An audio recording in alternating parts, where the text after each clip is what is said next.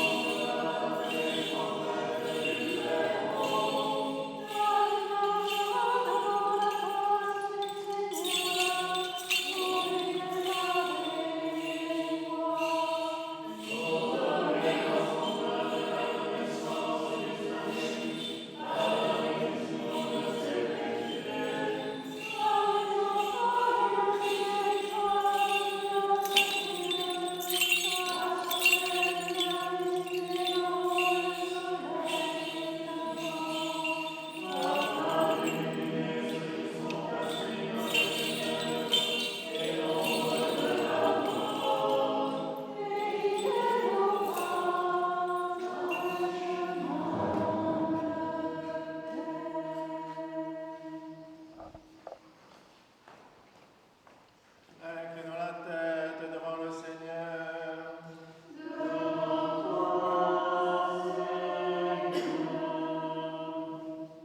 Dieu saint, toi qui reposes en et saint, toi que vous les séraphins et que glorifient les chérubins, toi qui as conduit toutes choses du être à l'être, toi qui t'accordes à nous, tes humbles et indignes serviteurs, de nous tenir en ce moment encore devant la gloire de ton saint autel.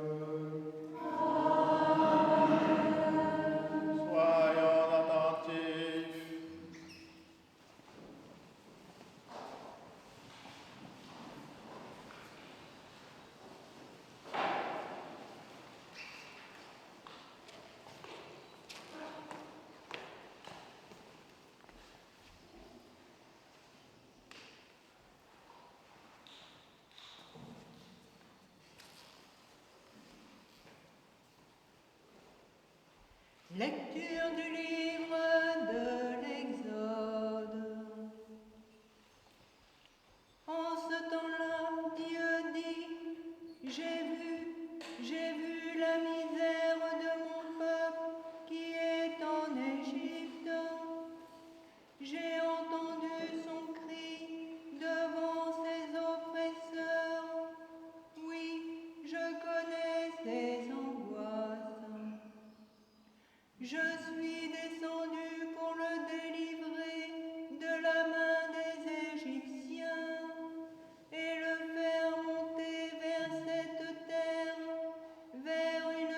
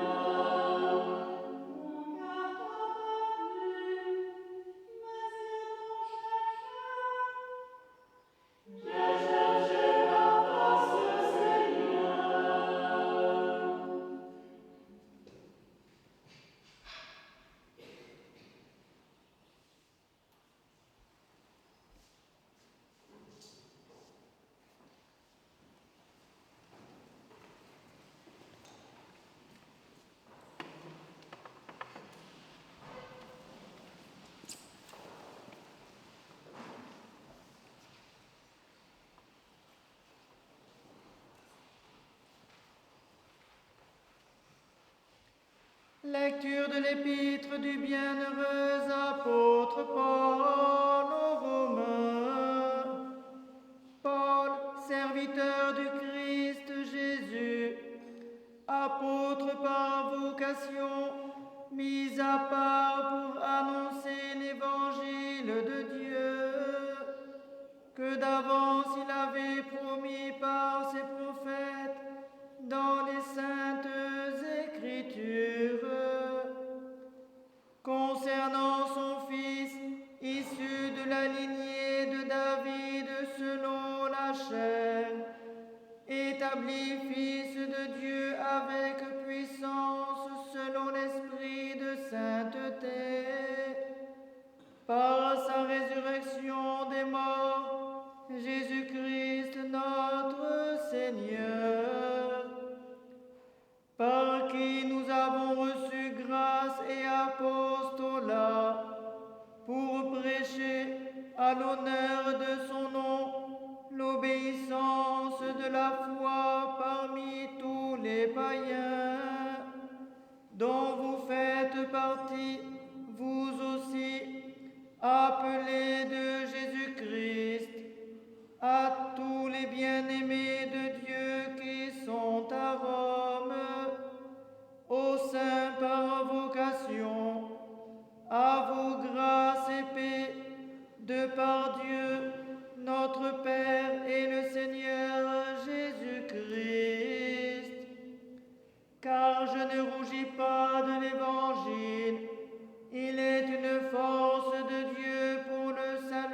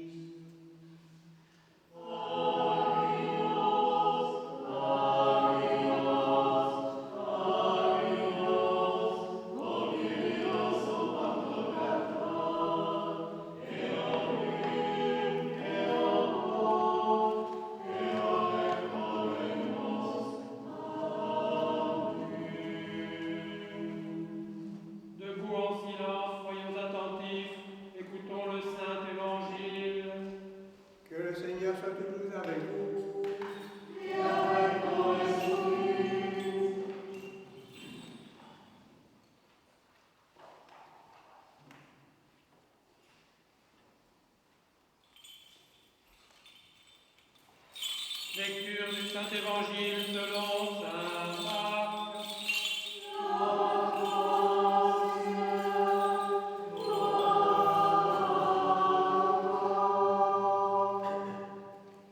Étant sorti de là, il se rend dans sa patrie et ses disciples le suivent. Le sabbat venu, il se mit à enseigner dans la synagogue, et le grand nombre, en l'entendant, était frappé et disait: d'où cela lui vient-il? Et qu'est-ce que cette sagesse qui lui a été donnée, et ces grands miracles qui se font par ses mains? Celui-là n'est-il pas le charpentier, le fils de Marie, le frère de Jacques, de José, de Jude et de Simon? Et ses sœurs ne sont-elles pas ici chez nous? Et ils étaient choqués à son sujet. Et Jésus leur disait: un prophète n'est méprisé que dans sa patrie, dans sa parenté et dans sa maison. Et il ne pouvait faire là aucun miracle, si ce n'est qu'il guérit quelques infirmes en leur imposant les mains. Et il s'étonna de leur manque de foi. Il parcourait les villages à la ronde en enseignant. Il appelle à lui les 12 et il se mit à les envoyer en mission 2 à 2, en leur donnant pouvoir sur les esprits impurs. Et il les prescrivit de ne rien prendre pour la route, qu'un bâton seulement, ni pain, ni besace, ni menu monnaie pour la ceinture, mais allez chaussés de sandales et ne mettez pas de tunique. Et il leur disait: où que vous entriez dans une maison, demeurez-y jusqu'à ce que vous partiez de là. Et si un endroit ne vous accueille pas et qu'on ne vous écoute pas, sortez de là et secouez la poussière qui est sous vos pieds, en témoignage contre eux. Étant partis, ils prêchèrent qu'on se repentit, et ils chassaient beaucoup de démons, et faisaient des onctions d'huile à de nombreux infirmes en les guérissant.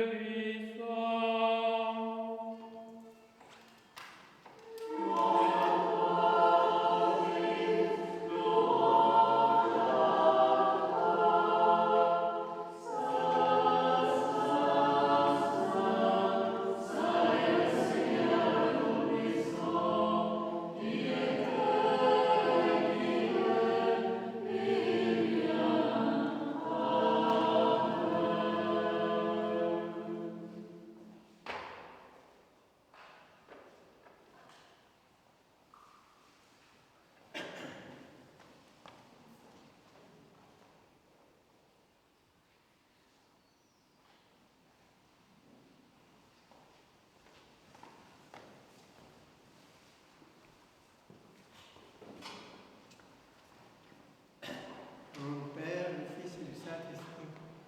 Amen. Asseyez-vous.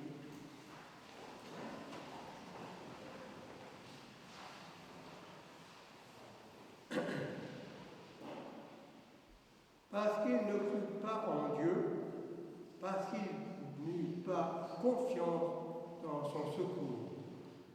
Psaume 78, verset 22. Ce verset rappelle la désobéissance et l'incrédulité d'Israël dans le désert. Malgré les miracles et les preuves de la fidélité divine, le peuple doutait encore de la bonté et de la puissance de Dieu.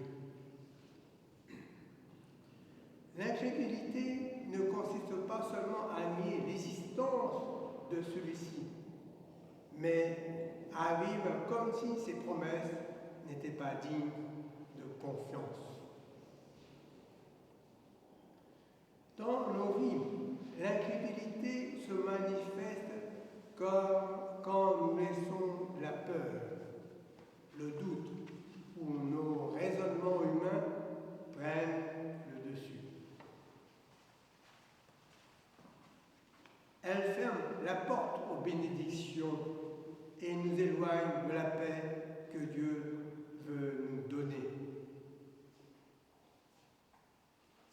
n'avons pas confiance, c'est que nous doutons. Il y a deux formes de doute. Le premier, le doute interrogation. C'est normal, c'est humain d'avoir des doutes, alors même que nous sommes croyants. Encore faut-il préciser ce qu'on entend par doute. Il y a quelques années, j'ai perdu mon oncle par alliance à lequel j'étais très attaché. Il s'agit de Michel, et je pense qu'il retrouvera là-haut sa famille. Je le pense, mais je n'en suis pas sûr. Quand nous perdons un être cher, nous nous interrogeons parfois. Est-ce que je le retrouverai là-haut? Et dans quel état le retrouverai-je? Dans l'état où je l'ai vu la dernière fois, ou dans la force de l'âge? Ou quand j'étais jeune? Nous n'en savons rien. Mais je n'appellerai pas ça un doute, une interrogation plutôt. J'ose poser la question. Le doute, cela concerne par exemple la question de la résurrection du Christ, et la nôtre également. Avoir des doutes sur ce sujet ne nous empêche pas d'être croyants, de croire que Jésus est le Seigneur, de venir à la table de communion et de chercher à faire sa volonté.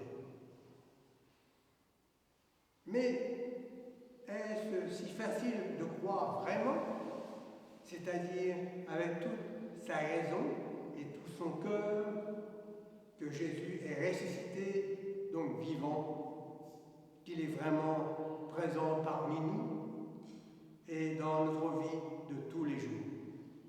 Pas facile. Avez-vous remarqué dans les églises catholiques et protestantes, il n'y a aucun signe visible de la résurrection du Christ? Où sont-ils les signes visibles de la résurrection? En France, partout se dressent des calvaires au carrefour de nos chemins de campagne. Ces édifices sont remplis de croix. Mais où trouvent les signes visibles du Christ ressuscité? Seulement dans les églises orthodoxes, par l'icône de la résurrection du Christ, où le Seigneur sort des enfers en brisant les portes et ramenant avec lui Adam et Ève, symbolisant l'humanité.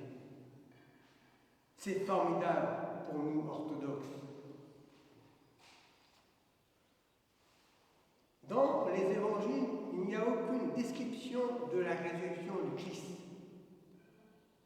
Je veux parler du processus de la résurrection. On décrit dans le détail le processus de sa passion et de sa mort, mais pas de sa résurrection. Quant aux preuves, il n'y en a pas non plus. Un tombeau vide ne prouve rien. La garde des chefs religieux ou des Romains aurait très bien pu retirer le corps de Jésus pendant la nuit, pour éviter que la foule ne continue à vénérer ce dangereux personnage. Reconnaissons ceci. Un point objectif. Pâques est un non-événement. Autant la mort du Christ au Golgotha est un événement reconnu par tous les témoins de l'époque, autant que sa résurrection des morts n'a été reconnu que par une poignée de disciples. Un tombeau vide. Des apparitions dans l'intimité d'une rencontre ou dans le secret de la chambre haute. Ce n'est pas grand-chose. Aucun média de l'époque n'aurait relaté quoi que ce soit le dimanche de Pâques. RAS. Paradoxalement, ce non-événement a eu par la suite d'énormes conséquences sur l'histoire. Il y a eu un tel retentissement dans l'histoire humaine que même les historiens agnostiques reconnaissent qu'ils ont du mal à expliquer la croissance spectaculaire du christianisme dans l'Empire romain aux 3 premiers siècles de notre ère. Cette croissance spectaculaire, nous qui sommes croyants, nous expliquons par la puissance du témoignage des premiers chrétiens et leur persévérance dans la foi malgré les persécuteurs. Tout repose sur la foi. Croire que Jésus est ressuscité n'est pas de l'ordre du savoir, mais de l'ordre de la conversion. Ce n'est pas dans la tête que cela se passe, mais dans le cœur. Pour nous qui n'étaient pas au moment des faits, nous n'avons pas le choix. Il nous faut nous appuyer sur le témoignage des autres avant nous et sur l'éclairage que nous donne l'Esprit Saint. Heureux celui qui croit sans avoir vu, déclare Jésus à Thomas. C'est notre lot. Il y a une autre sorte de doute qui est plus profond et plus grave pour notre foi. C'est de remettre en cause la bonté divine, la bonté de Dieu. Les Hébreux au désert se sont mis à murmurer contre Dieu et Moïse en disant à ce dernier: Toi et ton Dieu, tu nous as fait sortir du pays d'Égypte pour nous amener au désert afin de nous faire périr. Cet exemple extrême,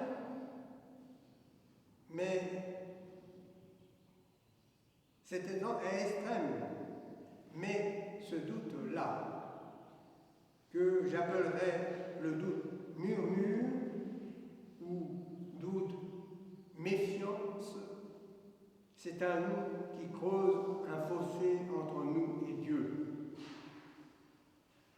Le jour de l'épreuve, je risque de penser: pourquoi faire appel à Dieu pour m'aider à m'en sortir? Je ne compte que sur moi-même. Il convient donc de distinguer le doute interrogation et le doute méfiance.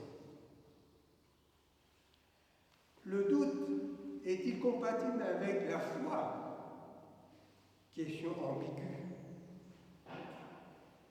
C'est comme si je demandais: le vin blanc est-il compatible avec le poisson? Oui, mais pas n'importe quel vin blanc. Un blanc sec, oui, mais pas le vin doux qui est servi en entrée avec le foie gras. Le doute est bien compatible avec la foi, à condition de jamais remettre en cause la bonté de Dieu envers nous. Doute interrogation, oui. Doute méfiance, non. atteste la rencontre entre deux amours, celui du Christ pour nous et celui de Dieu pour son Fils. Permettez-moi de citer André Louf, moine dominicain, théologien et psychanalyste. Voilà de quelle façon, dans sa mort pascale, le corps de Jésus devint le lieu crucial où la mort se trouvera engloutie par la vie, puisqu'en lui, deux amours se firent face. Dans une seule et même étreinte, l'amour du Fils se donnant jusqu'à la mort et l'amour du Père sauvant son Fils de la mort, rencontre d'où jaillit la résurrection. Pour décrire Pâques, l'iconographie orthodoxe présente le Christ soit souffrant sur la croix, soit ressuscité dans la gloire, mais rarement les deux à la fois. Dans la chambre haute, Jésus se montre à la fois corps glorieux et avec les plaies de la croix. Quel paradoxe et quel amour. Pour la plus grande gloire du Père, du Fils et du Saint-Esprit, maintenant et toujours et pour les siècles des siècles. Amen.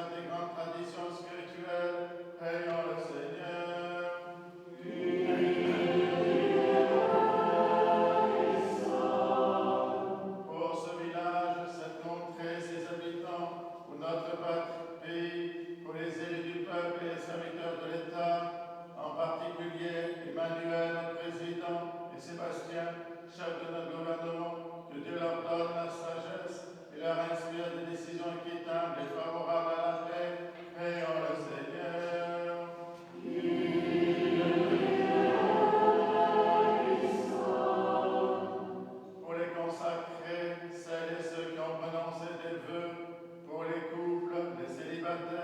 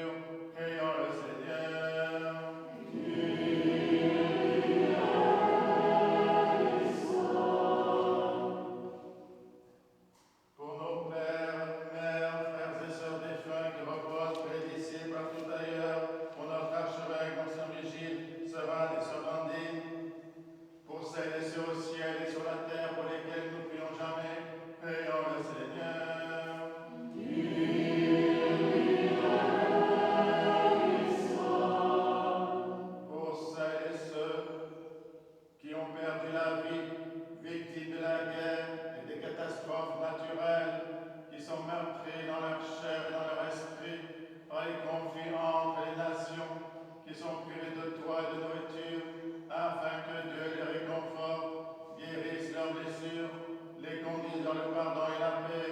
Prions le Seigneur.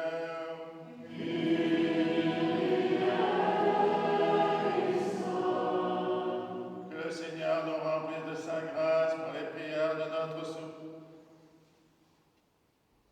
souveraine, la Mère de Dieu, toujours Vierge Marie, de Saint Michel Archange et des armées célestes, de Saint Jean-Baptiste, le précurseur, de nos saints protecteurs, Marie-Madeleine, Marthe et Lazare de Béthanie, Nicolas de Myre et Séraphin de Sarov, ainsi que les saints du jour, Saint Mériadec, évêque de Vannes, Saint Aldric, évêque de Sens, Saint Wulfi, ermite et Damien, Saint Théodéchide, abbesse de Jouarre, dont nous faisons mémoire, et de tous les saints, demandons au Seigneur.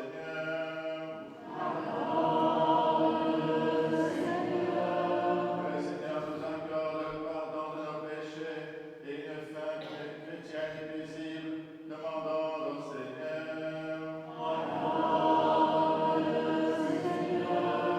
Que le Seigneur nous garde dans la pureté de la foi, dans l'espérance de la résurrection et dans les liens d'une parfaite charité, demandons au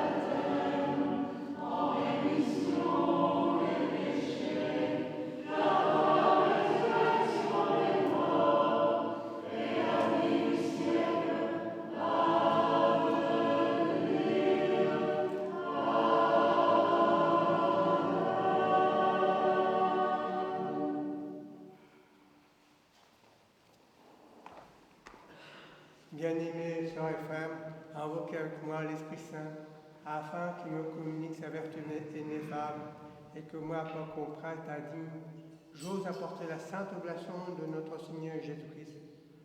Car en vérité, celui qui offre, qui est offert, qui reçoit et qui se distribue, co-éternel au Père et à l'Esprit Saint pour les siècles des siècles. Amen.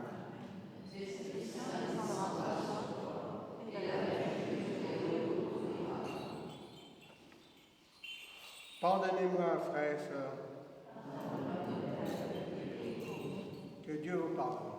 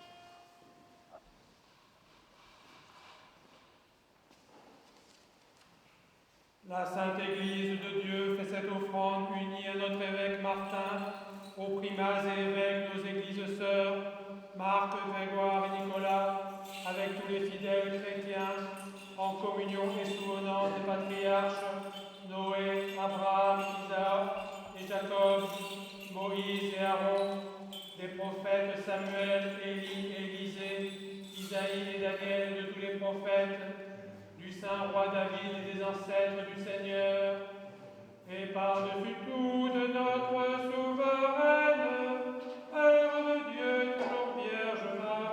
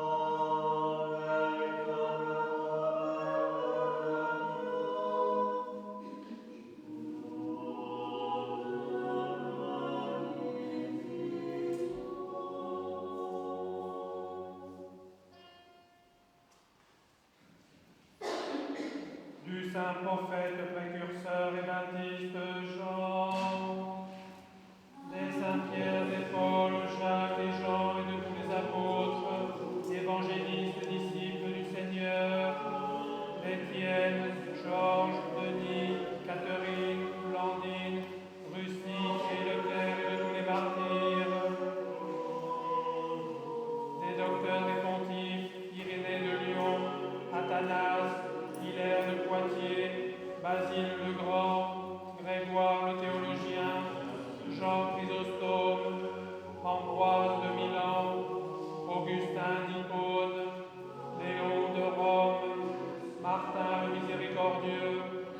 Nicolas le thaumaturge, Germain de Paris, Césaire d'Arles, des abbés Diomètre, d'Antoine, Pacôme, Jean Cassien, Honorat de Lérins, Benoît de Nursie, Colomban, Geneviève, Radegonde, Clotilde, Séraphin de Sarov, Jean de Constate, Nectaire d'Égine, Jean de San Francisco,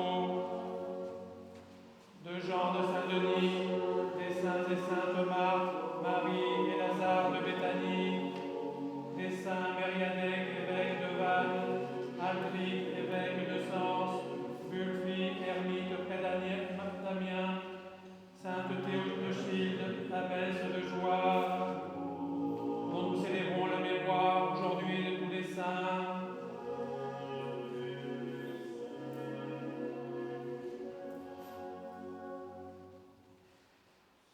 En mémoire et pour le repos des prêtres et diacres qui ont servi dans cette église, nous souvenons de Monseigneur Vigile, Sœur Anne et Sœur Blandine, Père Johan, Père Jacques, Père Benoît, Père Joseph,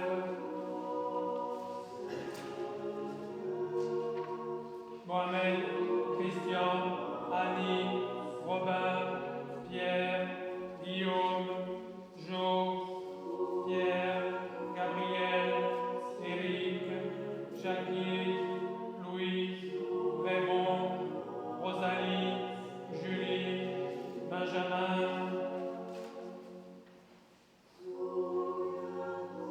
et de tous les serviteurs défunts dont les noms sont inscrits dans ces diptyques et qui se sont endormis dans la paix et la foi, dans l'attente de la résurrection bienheureuse. Que le Seigneur leur donne le repos là où brille la lumière de sa face.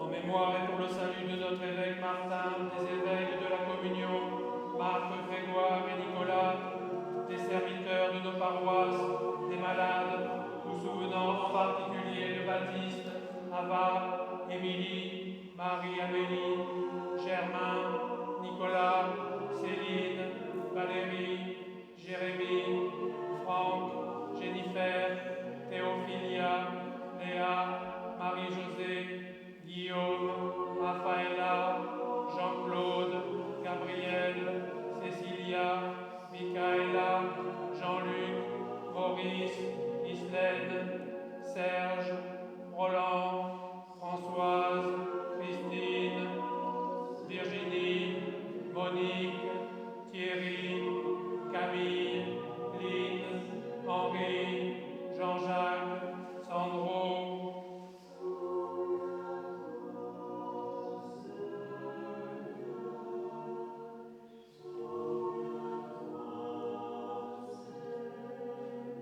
et de tous les fidèles dont les noms sont conservés ici. Que le Christ notre Seigneur les inscrive tous au livre de vie.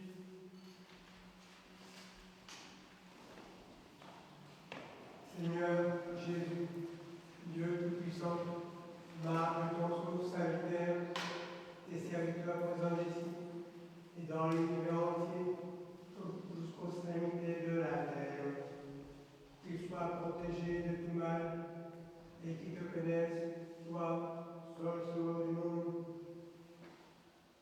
ami de l'homme, co-éternel Père en parfait, à toi louange, bénédiction, sagesse, honneur, puissance, force, action, grâce, au siècle des siècles. Prions pour la paix. Accorde-nous, Seigneur,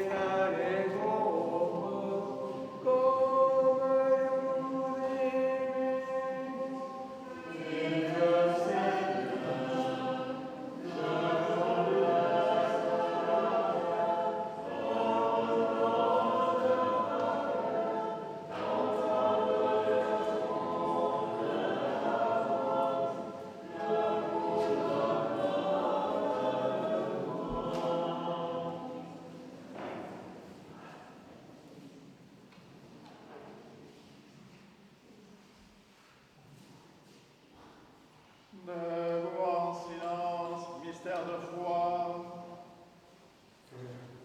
Que la grâce de notre Seigneur Jésus-Christ, l'amour de Dieu le Père et la communion du Saint-Esprit soient toujours avec vous. Élevons nos cœurs. Rendons grâce au Seigneur notre Dieu.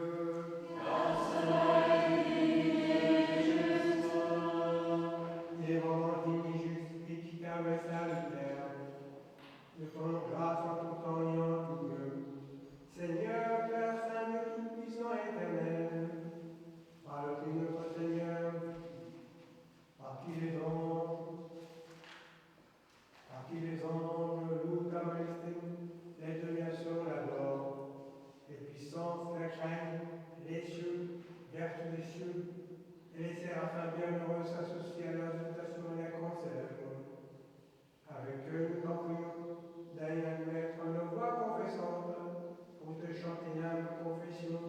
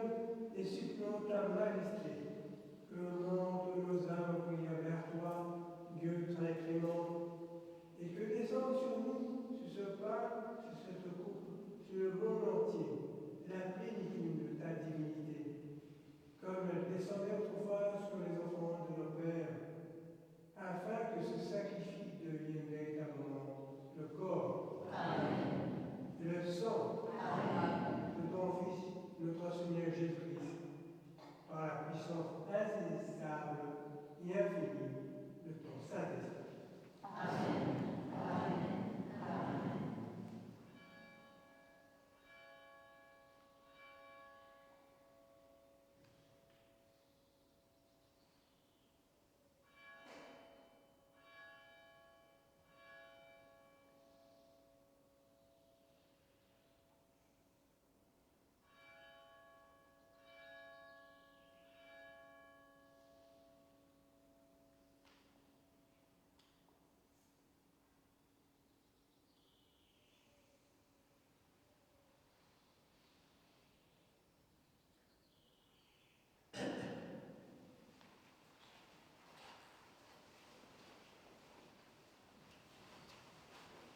Que c'est donc pour faire la vie éternelle à nous en monde et le royaume céleste à nous qui en vivons. Par qui tu crées toutes choses et bénis ce qui est créé, sanctifie ce qui est béni et distribue ce qui est sanctifié. À toi, Père Tout-Puissant, et au Père fidèle et véridique, et à l'Esprit Saint, sanctificateur, convient tout honneur, toute gloire et adoration, maintenant et toujours et au siècle des siècles.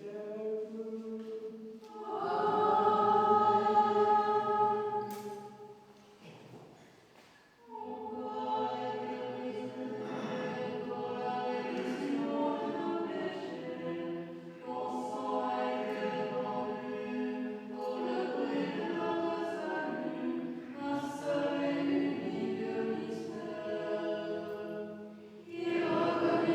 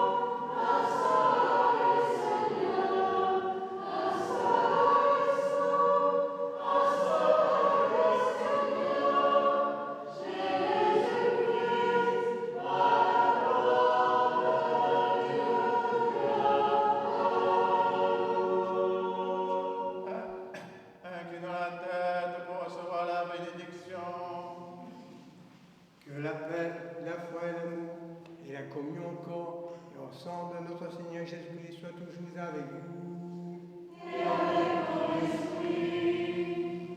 Bien-aimés sœurs et frères, vous tous qui êtes baptisés en Christ, au nom du Père, du Fils et du Saint-Esprit, qui désirez communier et vous êtes préparés, venez sans crainte au banquet de ressuscité. Mais auparavant, demandons à Dieu dans notre cœur le pardon de nos péchés.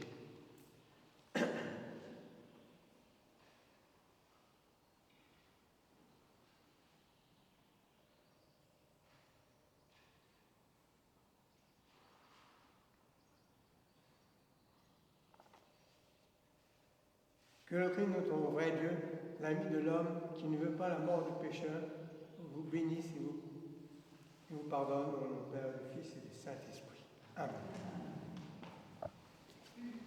Je crois.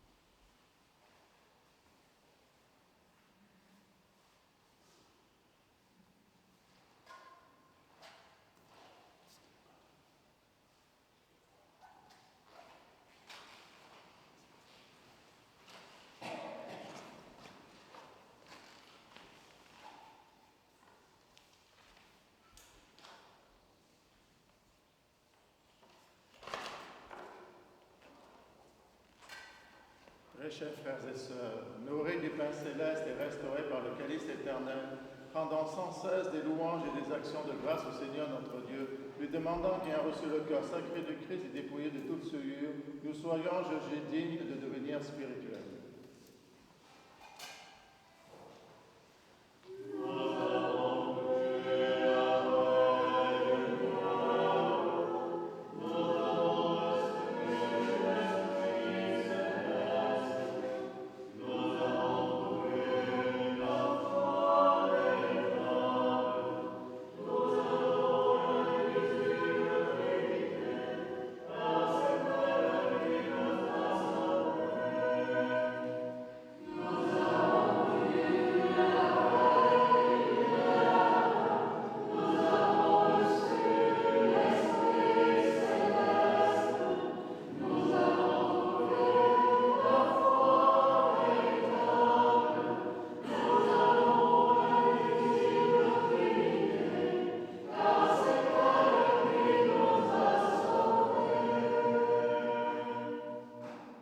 Nous te prions, ô notre Dieu, que nous soyons ici de l'esprit et du corps, ce que nous avons reçu de la bénédiction du Saint-Autel, afin que nous ne soyons pressés d'aucune adversité, munis d'un tel réconfort, par Jésus-Christ, ton Fils notre Seigneur, qui vit et règne avec toi dans le Saint-Esprit, Dieu au siècle des siècles. Allons dans la paix du Christ.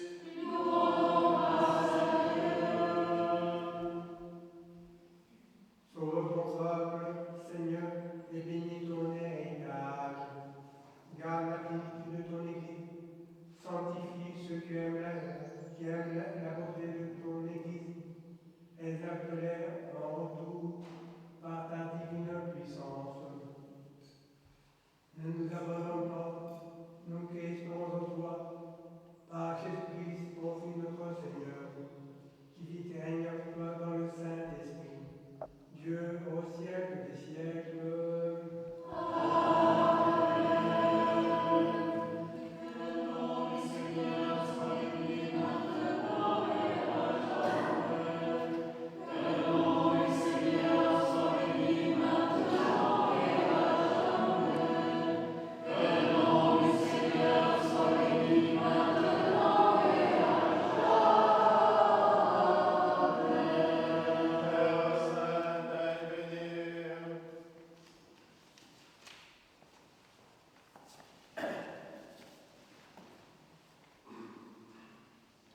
Par la prière de Notre-Dame, la toute sainte Mère de Dieu et nous Vierge Marie, des saints protecteurs de ce lieu, l'archange Michael, Sainte Marie-Madeleine, Sainte Marthe, Saint Lazare, Saint Séraphin de Sarof,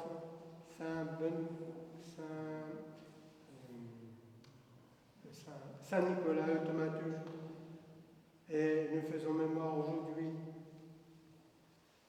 de Saint Mériadec, évêque de Vannes, et de tous les saints, que la bénédiction du Dieu Tout-Puissant, Père, Fils et Saint-Esprit, descende sur vous et demeure à jamais.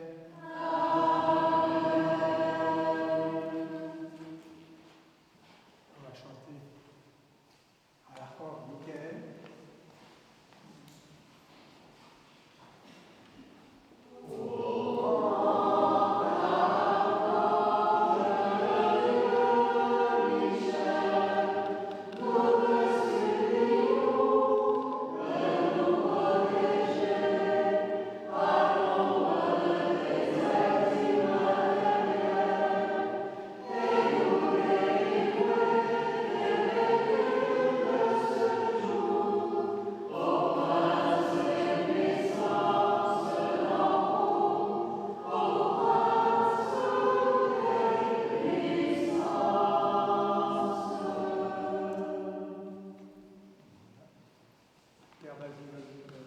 Annonces. Asseyez-vous quelques instants.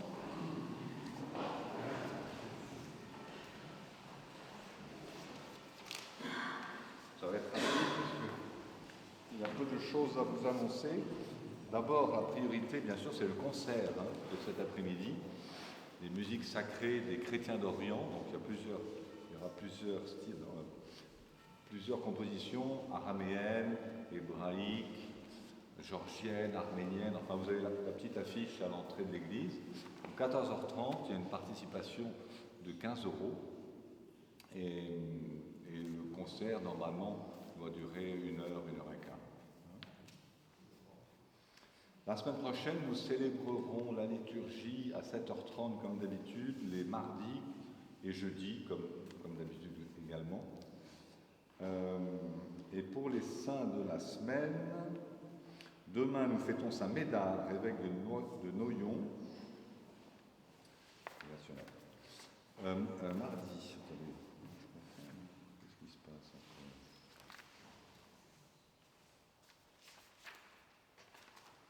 Oui. Mardi, Saint Columbkille, abbé Diona, qui était un gros monastère au VIe siècle. Mercredi, Saint Landry, évêque de Paris. Jeudi 11 juin, Saint Barnabé, disciple du Seigneur et martyr. Vendredi, Saint Onufre, anachorète en Égypte. Samedi, Saint Agris, évêque de Sens. Et pour le 3e dimanche après la Pentecôte, nous fêterons les saints Valère et Ruffin, martyrs à Soissons, ainsi que la mémoire du saint prophète Élisée. Voilà. Bon dimanche, et donc on se retrouve pour une boisson fraîche sur le parvis, et puis bien sûr toujours le déjeuner tiré du panier pour ceux qui veulent à la trapézin, et le concert donc à 14h30. Bon dimanche à toutes et à tous. Bon dimanche à tous.